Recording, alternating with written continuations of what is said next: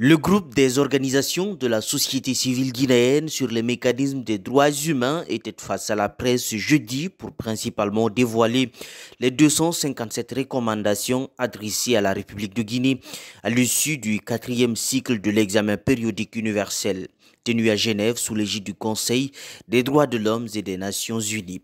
Parmi les axes urgents mis en lumière, la question des libertés fondamentales. C'est cette question de disparition forcée. Comme vous le savez, il y a de nos collègues activistes, donc Fonike Mengue et Biloba qui sont disparus depuis juillet 2024. Il y a le cas du journaliste Habib Marwan aussi depuis décembre 2024.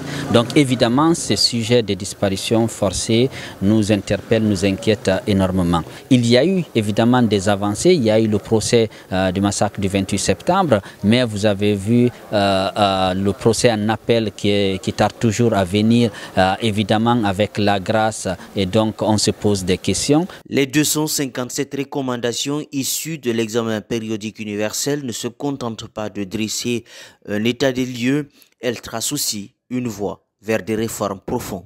Celui de Simandou doit devenir un modèle de respect des droits humains à travers la transparence dans la gestion des ressources et des documents contractuels conformément aux dispositions légales en la matière, la protection des droits des communautés locales, l'accès équitable à l'emploi pour les jeunes, les femmes et les personnes handicapées, la préservation rigoureuse de l'environnement. Dans un contexte de transition politique et de recherche de crédibilité internationale, ces recommandations représentent bien plus qu'une contrainte.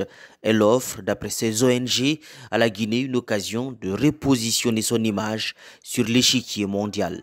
Et c'est que tout cela, en termes d'employabilité, va aussi apporter à notre pays. Donc c'est tout cela qui se retrouve dans les recommandations, les 257 qui ont été adressées à la Guinée et que nous appelons et encourageons l'État guinéen à les accepter. Les recommandations formulées à l'issue de l'examen périodique universel engagent la République de Guinée à se conformer pleinement à ses obligations internationales en matière de droits humains.